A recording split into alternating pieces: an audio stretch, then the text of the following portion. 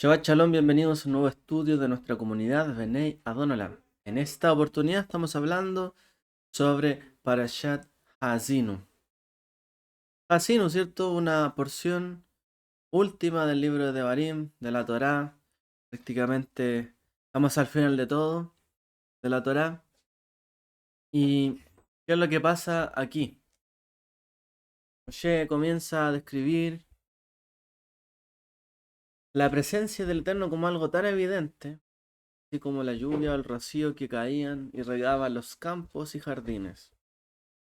Él dice que Dios es completamente justo, siempre es bueno, compasivo y perdonador. Y por lo tanto, toda destrucción y maldad no es atribuible a Él, sino la maldad, dice, de sus hijos, de su pueblo. Nuestras decisiones y nuestras acciones pueden ser malvadas, y esto es lo que nos provoca muchas veces, ¿cierto? La destrucción.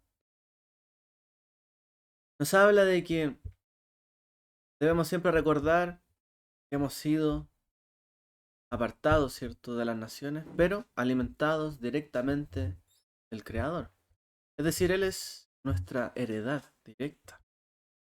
Nacimos en una tierra desolada, baldía, pero fuimos protegidos para poder asumir la responsabilidad de tener una relación con el Creador de los cielos y la tierra, con Dios.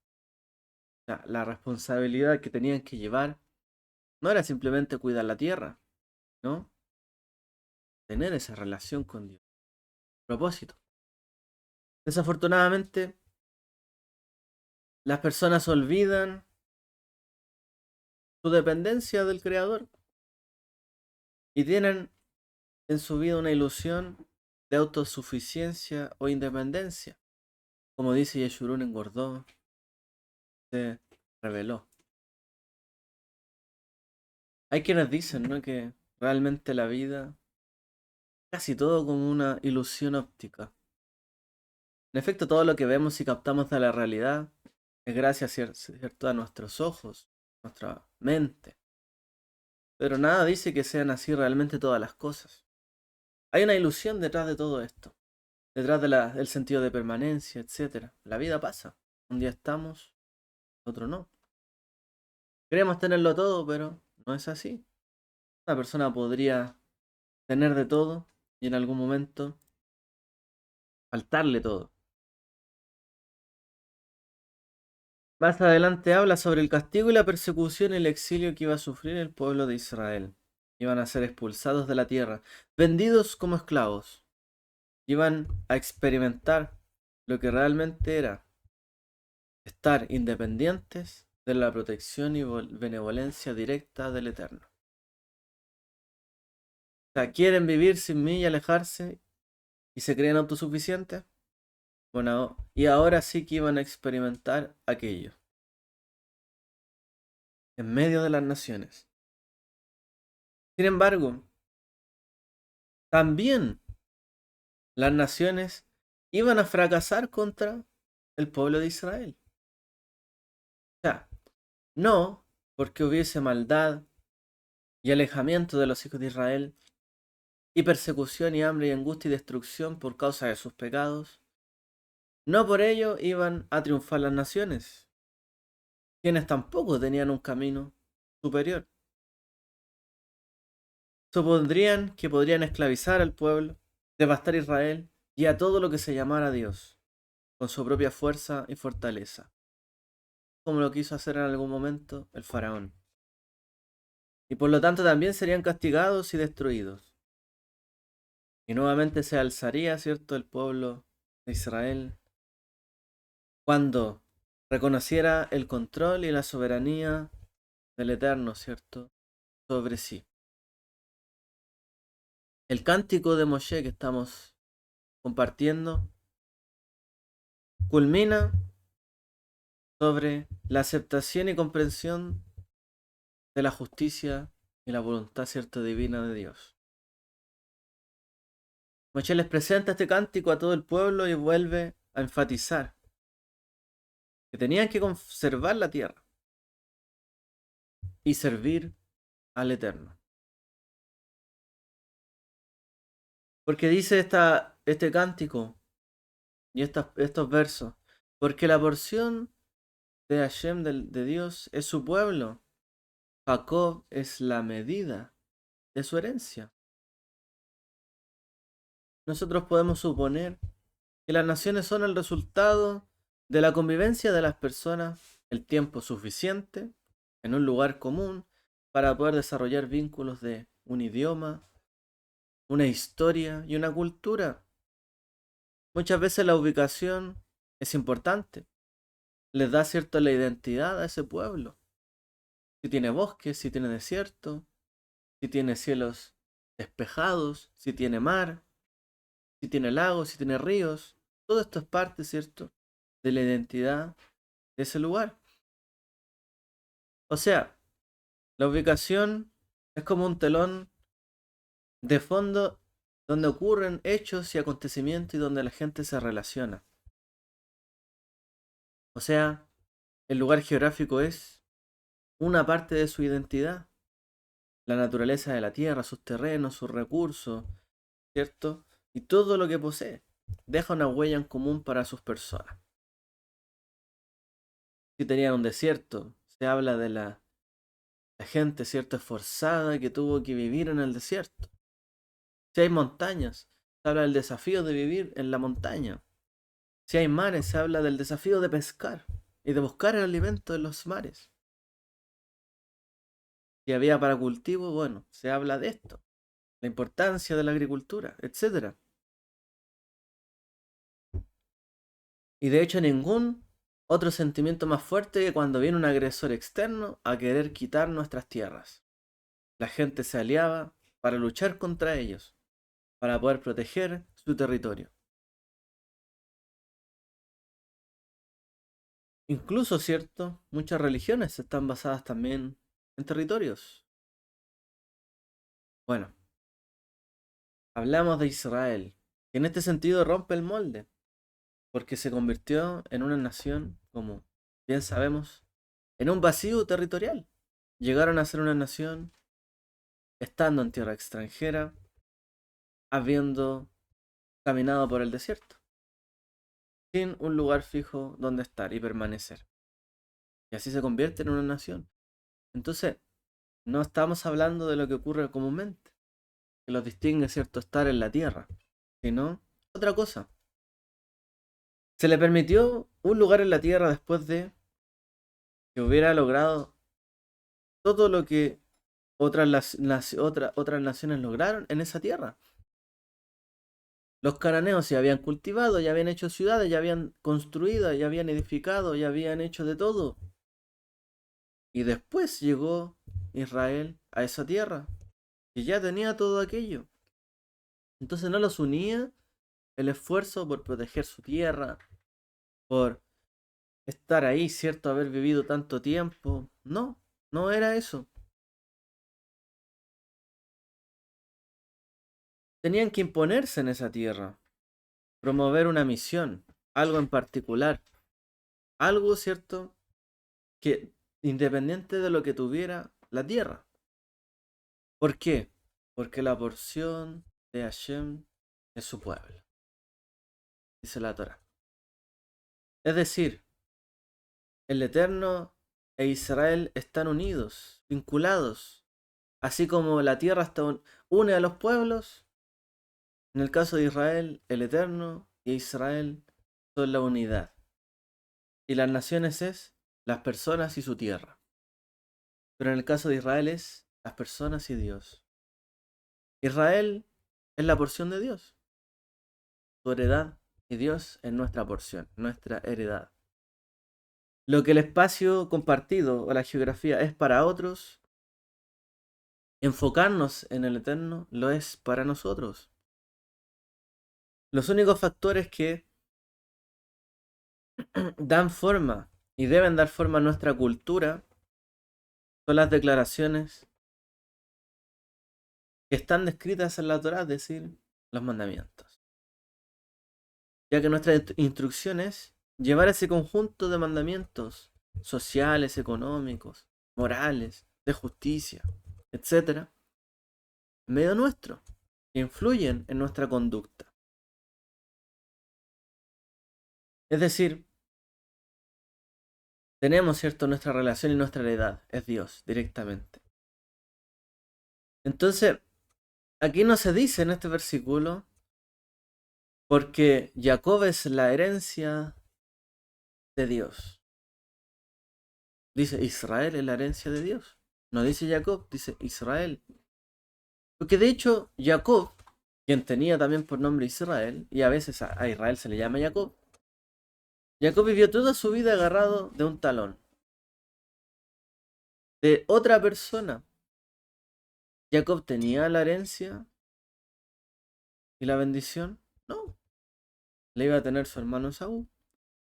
No tenía su propia tierra, habitaba en las casas de su padre. Dependían de otros para su sustento.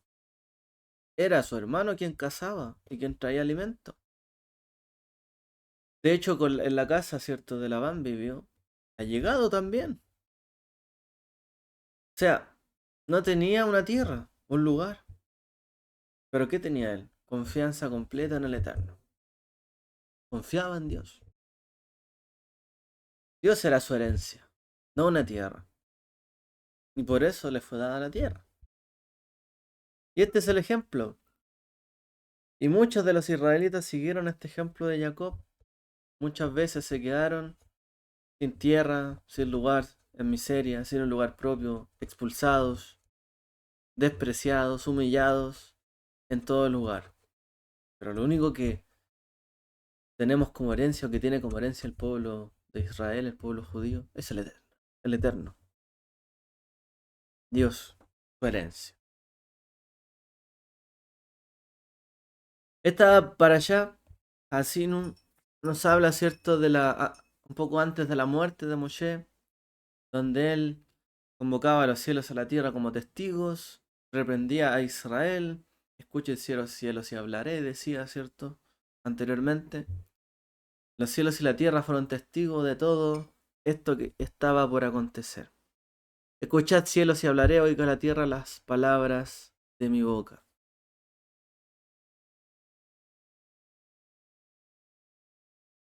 La Torá es la fuente de vida. ¿Por qué? Porque ahí están contenidas las palabras, ¿cierto?, del Creador, su voluntad. Y su voluntad hizo los cielos y la tierra. Por lo tanto, conocer su voluntad es conocer la fuente de la vida. La Torá nos enriquece, nos fortalece. ¿Por qué? Porque las acciones del Eterno son justas, son completamente buenas. Estudiarlas, por lo tanto, es mucho beneficio. Y están así que cada justo recibirá la recompensa que merece. Todo aquel que acumule tesoros en los cielos los heredará, y el justo recibirá su recompensa. Muchas veces tienen que esperar a la otra vida, más allá de esta vida, para recibir su recompensa.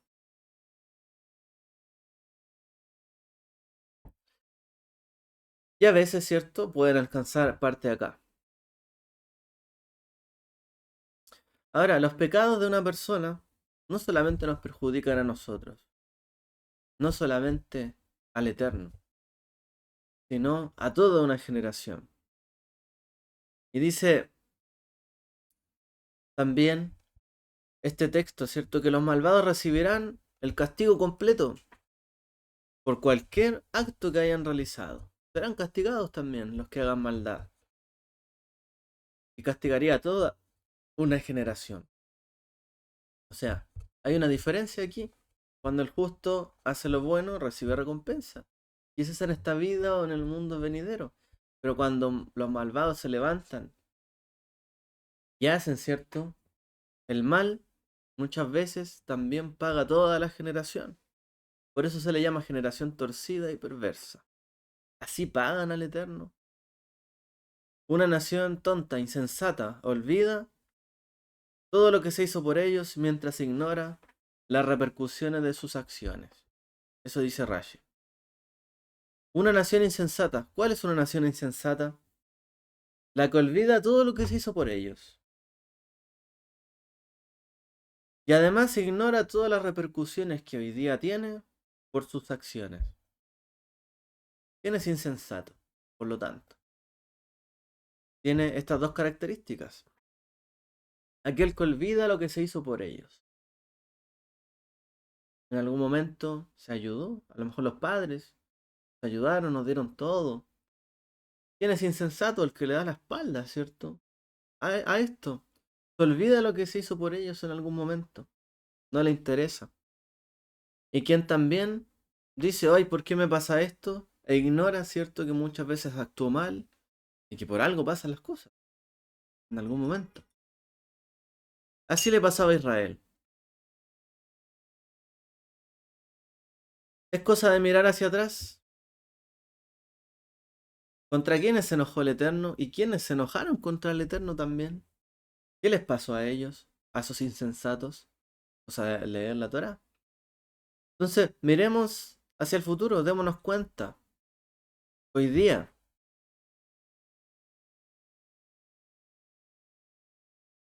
podemos, ¿cierto? Incluso hoy día, en vez de mirar la insensatez, ¿cierto? Del pasado y de aquellos que enojaron al Eterno, podríamos mirar al futuro y darnos cuenta de que en algún momento vendrá el Mashiach y vendrá el mundo venidero.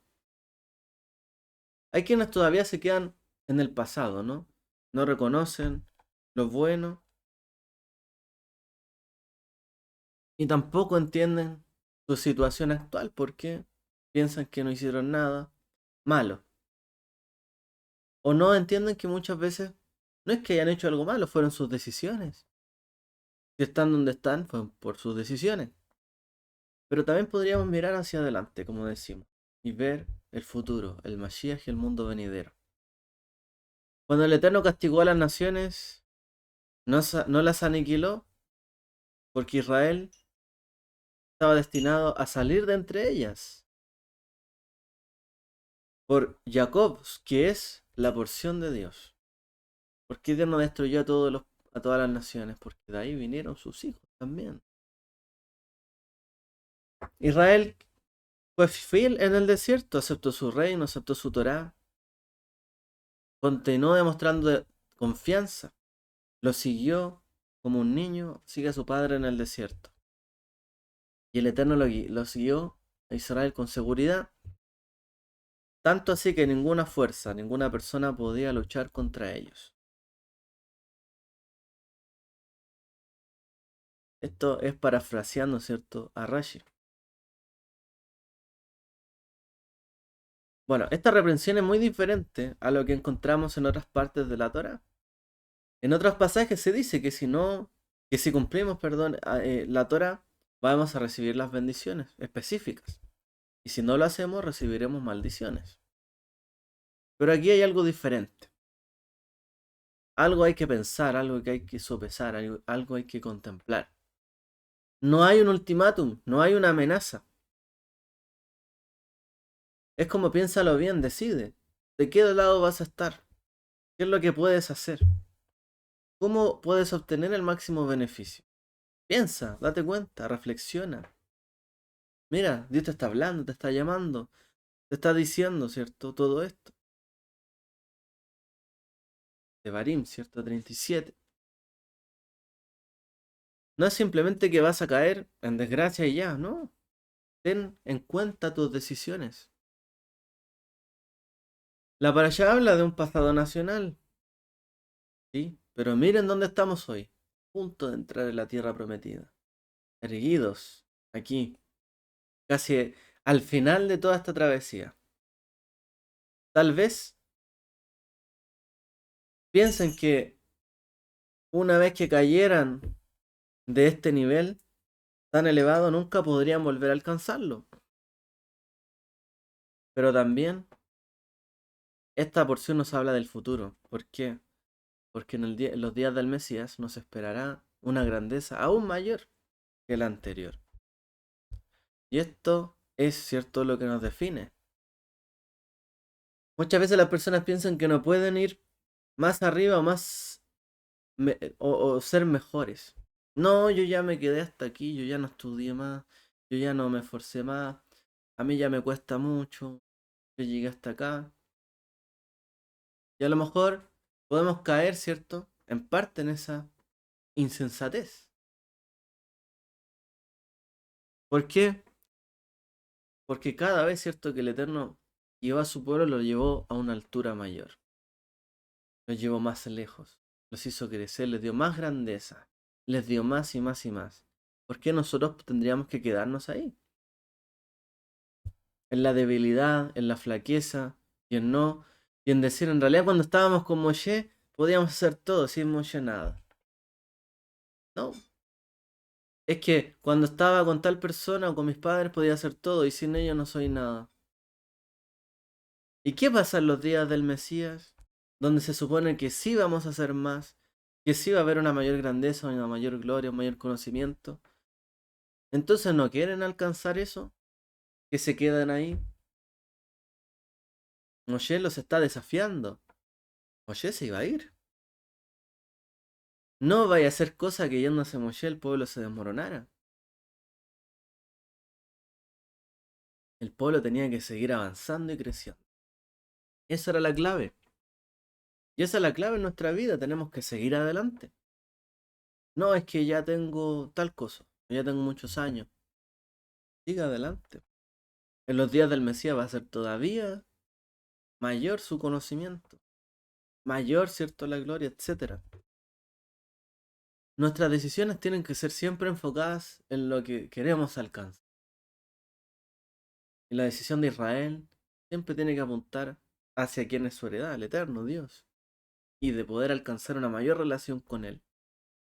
No simplemente defender otras cosas, sino esto. Esta es la clave. Allá tenemos que ir. Tenemos que decidirnos si vamos a de verdad acercarnos a Él o vamos a frenarlo todo. Esto no se trata de amenazas, de advertencias, de estar a favor o en contra. Esto se trata de decisiones. Tenemos que decidir si seguiremos o no el camino. Es una decisión. Hay que decidirlo. ¿Llegaré o no llegaré? Cuando alguien dice o amenaza a otro para que haga algo, puede conseguir algo, pero en realidad él les está diciendo decídanse, ahora, entren, ármense de valor, tomen la decisión de seguir adelante. Si alguien dice, no, yo me quedé aquí, tomó la decisión de quedarse ahí. No, yo no puedo más, tomó la decisión de no poder más. Esto se trata no de amenazas, de advertencias, sino de decisión. Porque por algo somos responsables de nuestras acciones, porque decidimos. Yom Kippur nos trae una visión de este momento, una visión de dónde ha estado el mundo y hacia dónde se dirige. Mira el estado en el que está. Hemos pecado, hemos cometido errores. Mira, el mundo está siendo juzgado en ese día. Después del primer día de la creación, la Torah dice, y fue la tarde y fue la mañana, el día 1. No dice el primer día, dice el día Ejad. El día 1. Hay un Midrash que enseña que este día 1 se refiere a Yom Kippur. Fue la tarde y fue la mañana, el día 1. Y hay un Midrash que dice, fue Yom Kippur ese día. Entonces, un sabio Or Gedaliahu explica que en ese momento de la creación, él dice, todavía no se habían creado seres. Había una unidad absoluta, el ser uno, el día 1. Y una vez que todas las otras fuerzas fueron creadas en el segundo día, ya ese uno no existía, porque ya había más de uno. Existía ahora una ilusión de que los eventos, por tanto, iban a ocurrir sin la intervención directa del Eterno. ¿Por qué? Porque antes había uno. Y como solo había uno, solo se hacía la voluntad de Dios. Solo había uno. Pero ¿qué pasaba en el día 2 cuando ya habían seres creados y fuerza? Quizás celestiales creadas. Ya no había solo uno. Por lo tanto, cada cual iba a decidir. Iba a tomar una acción. Quizás ya no es el uno, el único que iba a tener una decisión en este mundo. O que ya Dios no iba a intervenir en las cosas. O sea, es una. Solamente esa imagen de que iba a haber más que uno. ya nos dice algo. Entonces, explican, ¿cierto? El Midrash, que el mundo volverá a ese estado de unidad en los días del Mashiach, donde habrá una claridad absoluta. El mundo entero reconocerá la soberanía del Eterno, tal como decimos cada servicio. En aquel día será su nombre uno. Él será uno y uno su nombre. Porque después de ese día parece que las cosas se fueron de control. Después del día uno. Pero, dice, aquel día habrá claridad absoluta. Entonces, estos son los dos extremos del camino de las personas. La claridad absoluta o los desvíos y las confusiones en el camino. Podemos seguir el camino para volver al uno, que es Dios, y ser uno con Él en su voluntad. O podemos sumergirnos en el caos después de digamos así, de que el mundo fuera creado y hubiera muchas especies, y que nos da la falsa ilusión de que Dios no es uno, y que ahora hay muchas voluntades y hay muchas cosas interviniendo, y que la voluntad de Dios no se hace, porque hay más de uno. Pero es una ilusión, Dios sigue siendo el mismo. Somos nosotros los que decidimos si vamos por el lado de Él y la total claridad, o nos desviamos. Es el camino de Israel. Pero el Eterno nos concedió un día al año para poder vislumbrar esa unidad. Hay un día donde podemos aclararnos, hay un día donde podemos atisbar hacia dónde nos dirigimos. Resulta que el valor numérico de a Satán, que es Satanás, el enemigo, el adversario, es 364. Y el año tiene 365 días. Entonces el Midrash también enseña que hay un día donde ni siquiera tiene él una influencia, o el enemigo, por así decirlo. Entonces, ya hay un día donde no existe esa ilusión como que si Dios no tuviera el control o fuera uno en todas las cosas, o como si Dios no tuviera el poder. Porque hay mucha gente en otras religiones, ¿cierto?, que ve a Satanás como está Dios contra Satanás y están ahí luchando mano a mano. Y hay quienes ven que Satanás gobierna el mundo, el enemigo. O sea, no está en control de Dios todas las cosas. O sea, Satanás tiene más poder que Dios en algunas cosas. Hay una falsa ilusión de que Dios no tiene el control de todas las cosas y Dios no está en su voluntad en todas las cosas. Parece que hay muchos seres y muchas voluntades y hay otro ser superior que gobierna. Bueno, hay 364 días donde nos parece esto en el mundo. Pero hay un día donde entendemos y se pierde esa ilusión de poder, de falso poder del enemigo, porque hay un día uno, que es Yom Kippur. El día donde realmente reconocemos que Dios tiene todo el poder. ¿Por qué? Porque todos se postran ante Él y rinden cuentas en ese día. Es decir, todos los que pensaban que podían hacer lo que quisiesen y tomar cualquier decisión y hacer de todo, tienen que presentarse ante Él en ese día. Y toda la gente que parecía tener poder, recordemos la parábola del maestro. La persona, siervo, y su siervo le debía dinero. ¿Qué hizo? Le fue a cobrar, no tenía cómo pagarle, le suplicó, le dijo, perdóname. Le perdonó. Y con esa falsa ilusión ahora de poder, a él le debían un dinero y fue donde el otro y lo presionó hasta que lo encarceló y lo hizo sufrir. Y no lo quiso perdonar como lo perdonaron a él. Y la gente en este mundo tiene una falsa ilusión de que tiene poder, de que tiene decisiones, de que tiene tanta injerencia, cuando en realidad, así como hablábamos, ¿cierto? Un día podemos estar bien, pero Yeshurun engordó, dice, se creyó mejor que todo. Caíste en desgracia. Y Dios te dio lo propio. La gente creyó tenerlo todo bien acomodado y de repente vino la destrucción. A veces uno está del todo bien y viene una enfermedad, y viene un problema y viene otra cosa. Y tenemos una ilusión, una falsa ilusión de que Dios no gobernara o no controlara todas las cosas. Por algo seguimos el camino de Dios. Creemos que Él sí gobierna todas las cosas.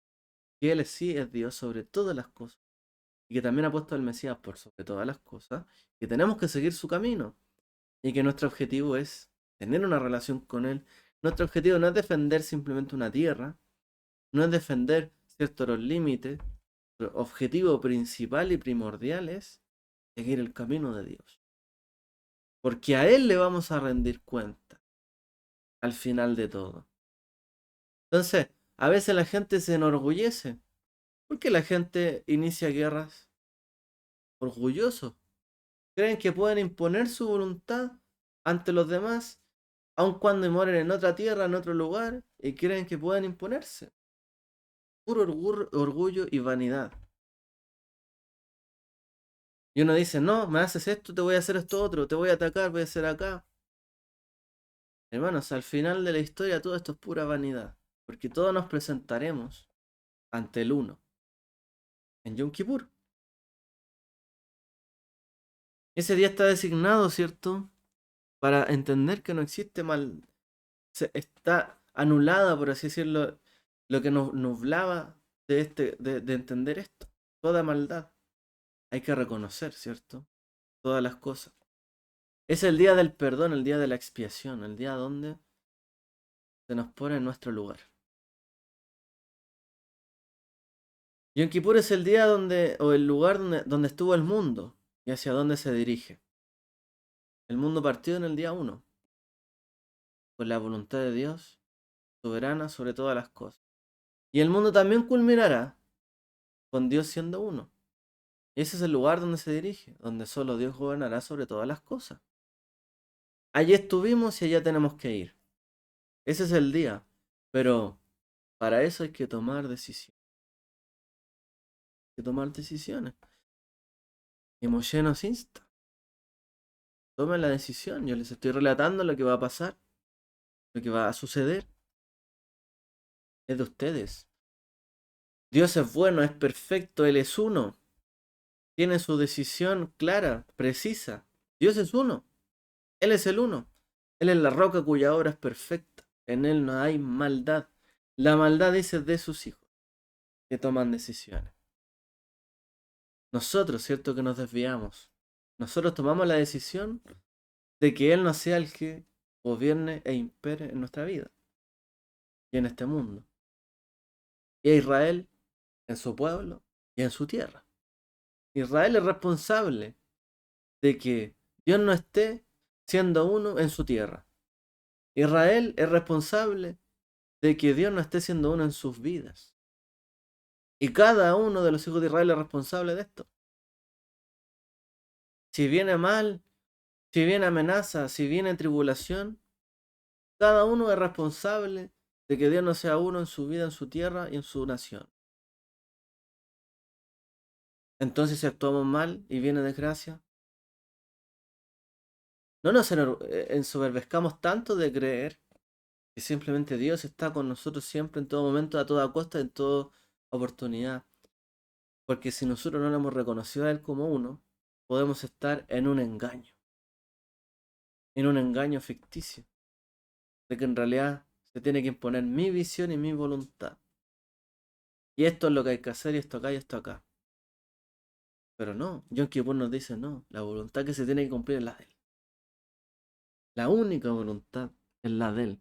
Y si yo me doy en contra de esa voluntad, cualquiera sea, me tengo que arrepentir. Y tengo que cambiar de rumbo.